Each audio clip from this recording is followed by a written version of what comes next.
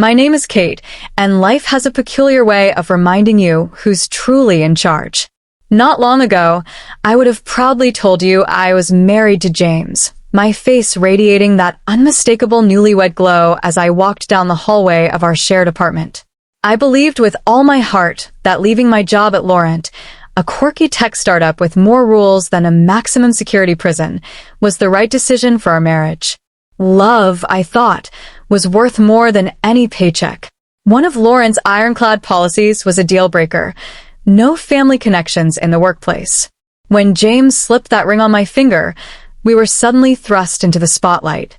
Our boss, Joe, called us into his office, his expression as grave as a judge delivering a verdict. "One of you has to go," he declared, as if we were contestants on a low-budget game show. That night, James and I argued with a ferocity that could have fueled a reality TV drama. Love, it seems, made me reckless. I blinked first, tendering my resignation the next day, abandoning my promising tech career to play the role of devoted wife. If I had known then what I know now, well, isn't that just life's cruel punchline? Fast forward to today, and here I am, sweeping up stray cereal flakes from the kitchen floor because James, now chasing a promotion, can't be bothered to aim for the bowl. "Jim, didn't your mother teach you to clean up after yourself?" I called out, my voice echoing into the living room, swallowed by the drywall. "What's that?" he snapped back, his tone sharp and defensive, as if my question was a personal assault. "Never mind," I muttered, letting the issue drop. It wasn't worth the fight. Once, we could tease each other with playful jabs, laughing over spilled milk. Now, every word feels like navigating a minefield. Isn't that just lovely? 2 hours later, James is sprawled on the couch, his eyes glued to the flickering TV screen, lost in a world that doesn't include me. I stand in the doorway, surveying the remnants of what used to be us. "Are we going to talk, or are you planning to marry that couch?" I asked, my voice tinged with a mix of sarcasm and desperation. James didn't even glance my way. "About what?" he replied, his tone flat and dismissive. I counted to 10 in my head, trying to keep my frustration in check. "I don't know how about us. Where this train wreck is headed."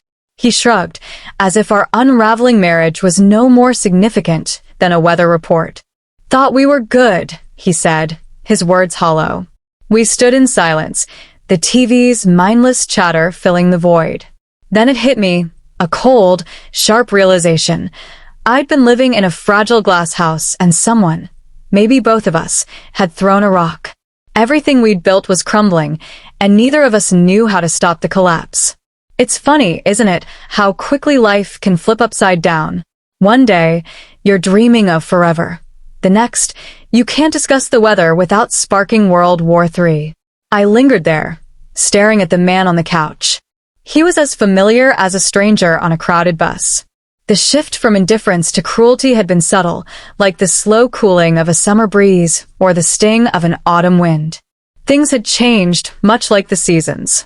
In the kitchen, I stood frozen, my mind drifting to how things used to be, smooth, effortless, filled with laughter. Now, every step felt like walking on thin ice, unsure if I'd stand or fall. I knew exactly how James liked his steak, rare but not too bloody, seasoned with salt and pepper to perfection.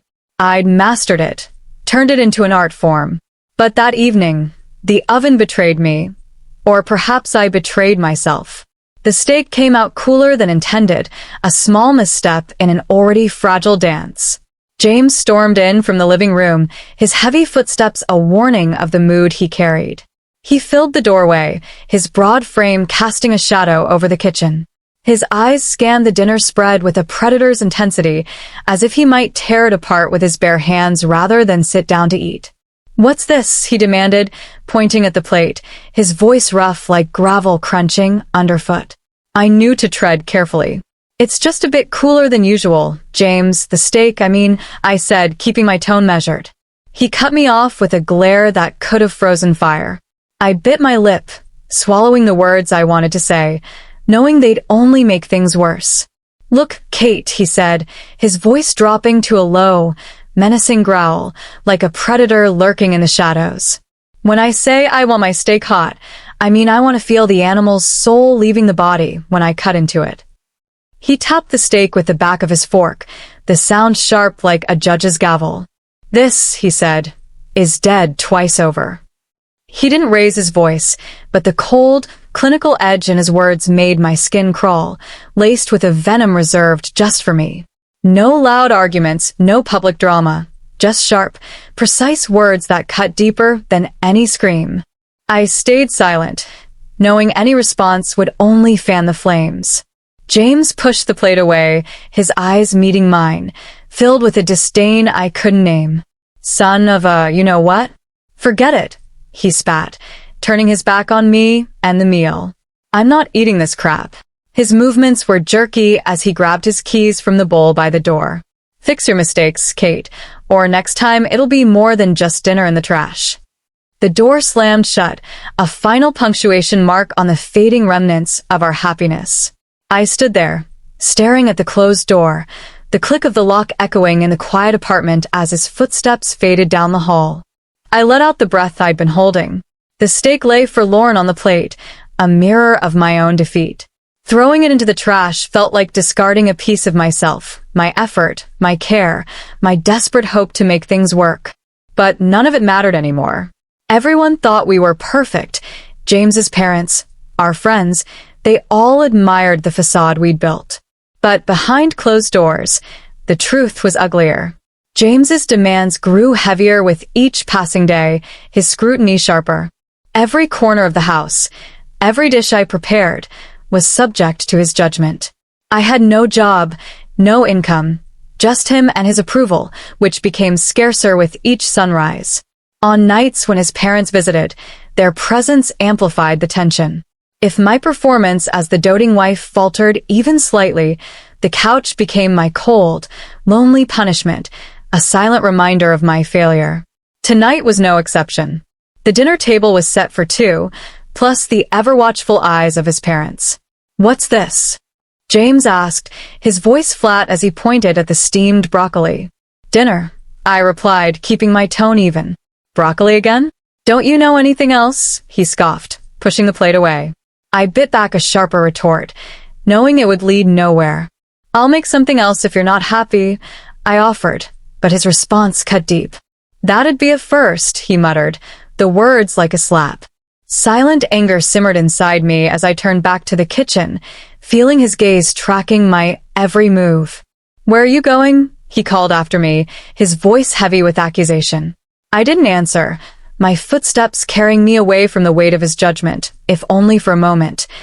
"I said I'd make you something else, didn't I?" I snapped, my voice carrying a spark of defiance I hadn't realized I still possessed. James stood abruptly, his chair scraping against the hardwood floor with a grating screech that echoed the tension between us. "Sit down, Kate. Let's not pretend you've got a life outside of me. Your world revolves around me, remember?"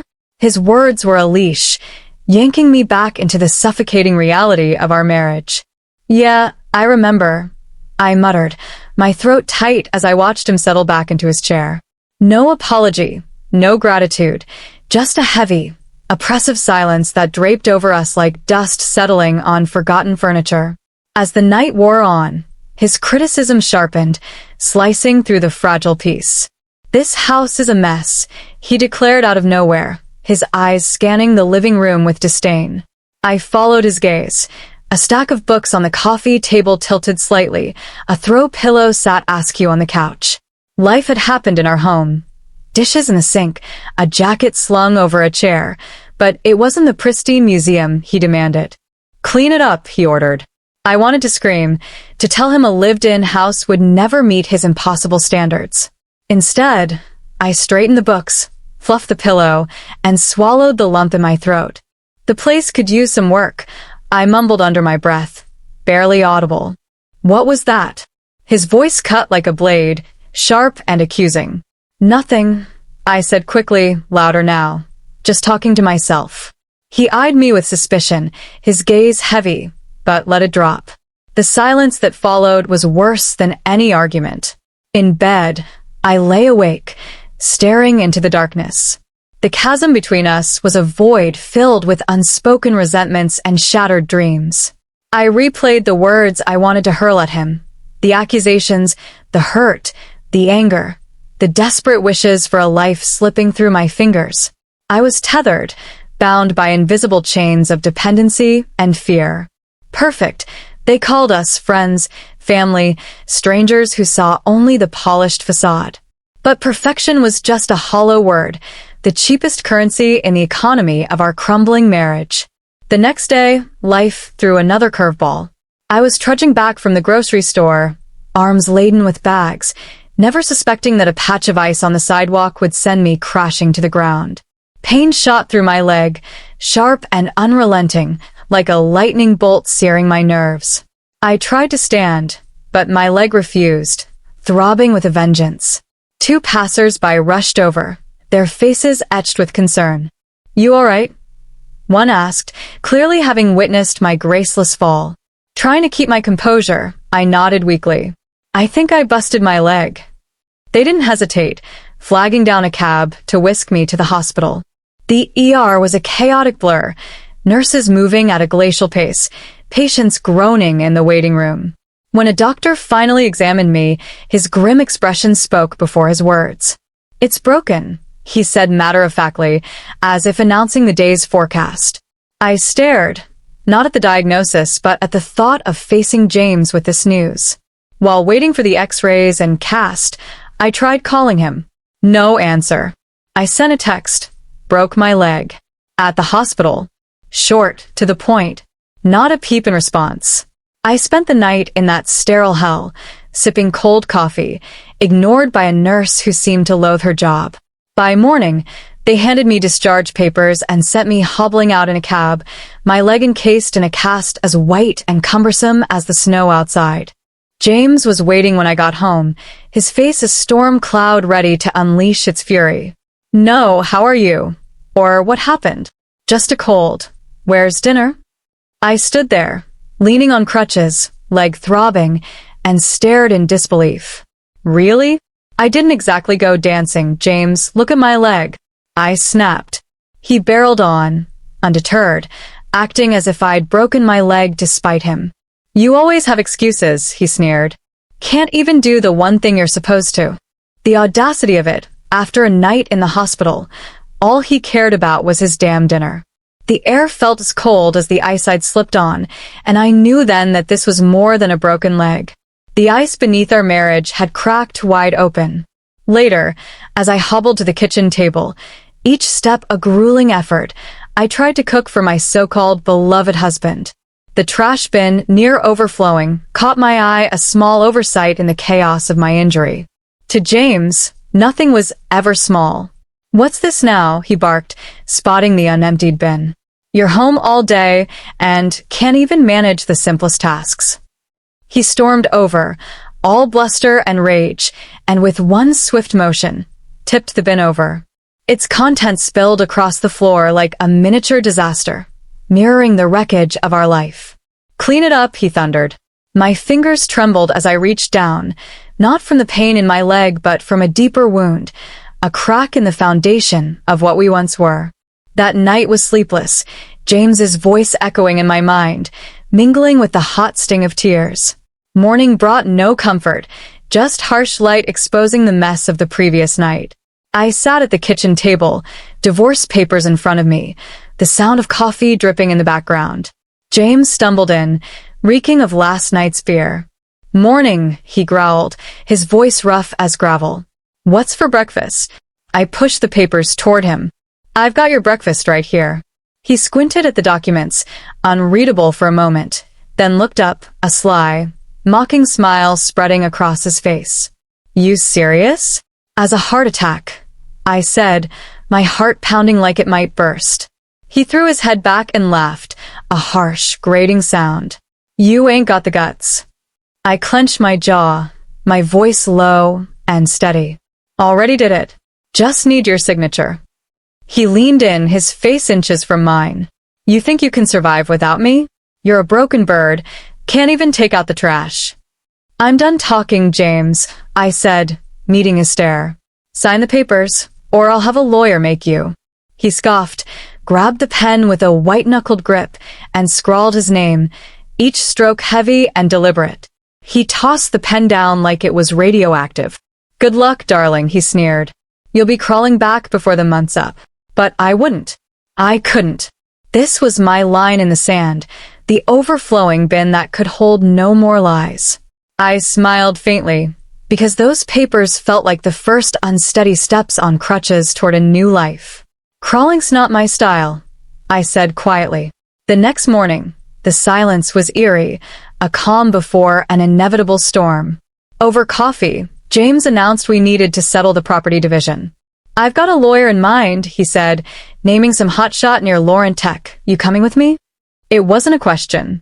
With my leg useless in its cast, I had little choice. I nodded, and he helped me into the car, propping up my cast with a care that felt more mechanical than kind. We drove toward the city, the skyline rising like a cluster of toy buildings in the distance. Everything seemed normal until it wasn't. He pulled over abruptly on the highway, muttering something about the tire needing air. "I'll check it out," he said, his tone off, laced with something I couldn't place. "Get out of the car," he added. "Just want to make sure we're safe." I complied, leaning against the car for support, feeling as fragile as my plastered leg. He fiddled with the tire for a moment, then, without warning, hopped back in and floored the gas.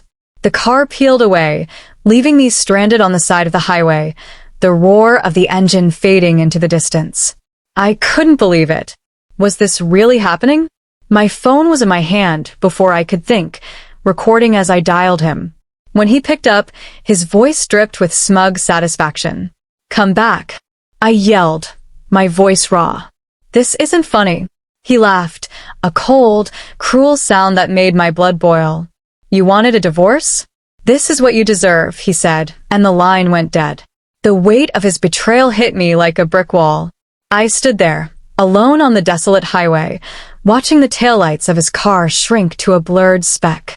Miles from anywhere, with nothing but the wind and my broken leg, I realized this was no longer just a crack in the ice. It was a chasm, and I was done falling. The chill in my bones cut deeper than the winter's bite, a gnawing truth that I was utterly alone. Cars sped by on the highway, each one a fleeting sting, their drivers oblivious to the drama unfolding on the roadside. Why would they stop? This wasn't their mess, their heartbreak. To them, I was just a woman on crutches, stranded in the snow, my cast as pale as the frost beneath my feet. The cold seeped through my jacket, wrapping around me like a cruel embrace as minutes stretched into eternity.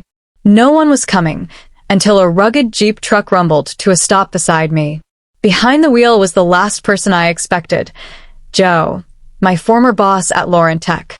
The truck's heater blasted warm air, coaxing life back into my frozen cheeks and hands. Joe glanced over, his brow furrowed with concern. "You look like hell, Kate," he said, his voice gruff but laced with kindness. "Why didn't you call someone?"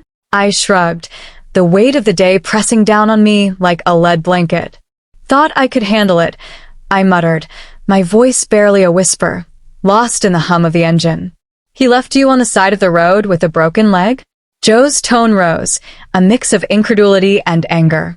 "That James is a damn coward." I nodded, hugging myself tighter, the memory of the icy wind and James's taunting laughter cutting deeper than the pain in my leg. "Yeah," I said softly. "I guess he is."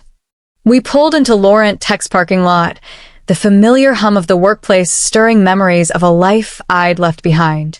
Joe practically carried me to the 5th floor, the clatter of keyboards and muffled conversations a jarring yet comforting reminder of who I used to be. In his office, he handed me a mug of strong coffee, its warmth seeping into my hands as I clutched it gratefully.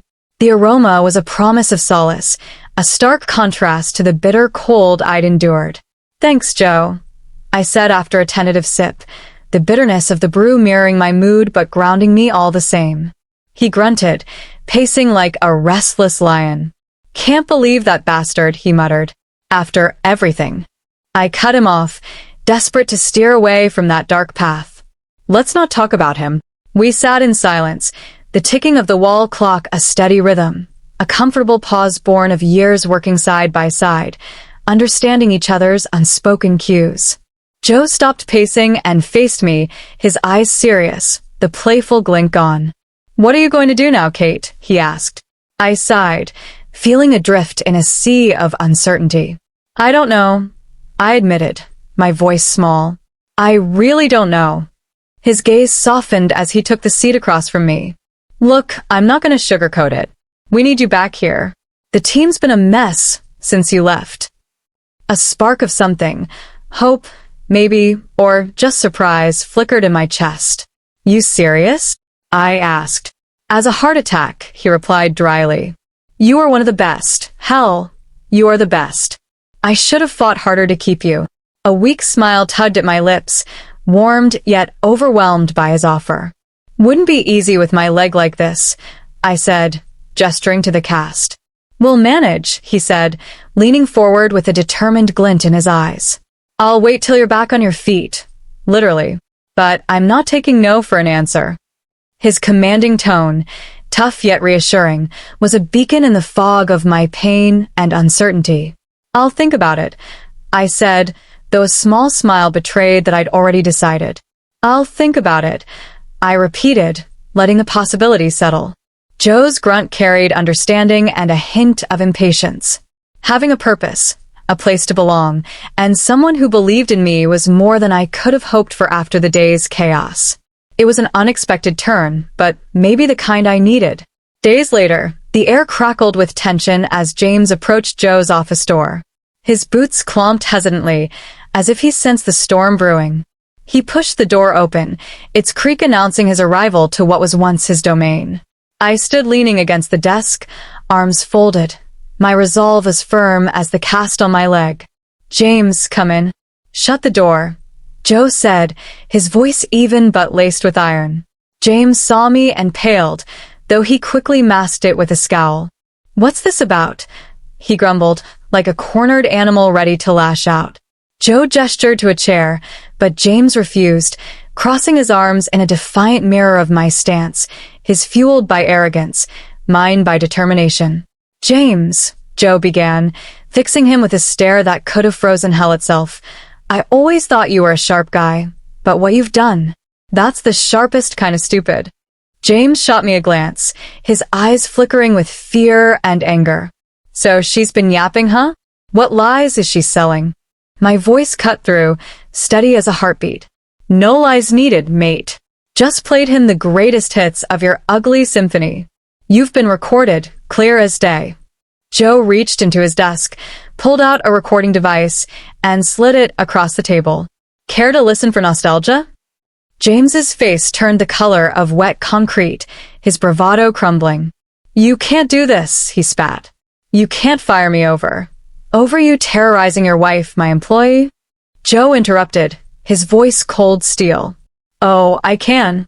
And I am." James's eyes darted between us, searching for a crack in our united front, but there was none. "I'll take you to court," he threatened, his voice hollow. I let out a cold laugh. "That's funny, because that's exactly where we're going. Only difference is, I've got a mountain of evidence, and you've got nothing but lies and empty threats." Joe stood, his chair screeching like a war cry. "Get out of my office and out of our lives. You're finished here." James's fate was sealed. In the courtroom, the evidence weighed heavier than his words, heavier than his rage. The judge's gavel struck like a nail in the coffin of our marriage. "I sentence you to pay compensation, and this court grants the separation," she declared, her voice firm yet calm. It was like the first breath of spring air, chilly, but brimming with the promise of renewal. Back at Laurent Tech, I slipped into the familiar rhythm of work, but with a new spark. Each keystroke was a brick, each good morning mortar, each completed project a pillar in the foundation of my new life. One day, my colleague Mark broke my focus. "Must feel weird, huh? Getting everything back." I swiveled in my chair to face him, a wry smile forming. "Weird doesn't cover it, Mark. Feels like I've crawled back from the dead." He chuckled, his laughter warm and rumbling like an old pickup truck. "Zombie Kate, back for revenge." I grinned, the weight of the past lifting slightly. Something like that. But this time, I'm not taking crap from anyone. No more Mrs. Nice Gal. That's the spirit, he said, his eyes bright with camaraderie. You know we've got your back here, no matter what. I nodded. The warmth in the office more than just the heating. It was the shared strength of a team, a fortress against any storm that might come. Please feel free to comment below if you liked this. Remember to like and subscribers for more.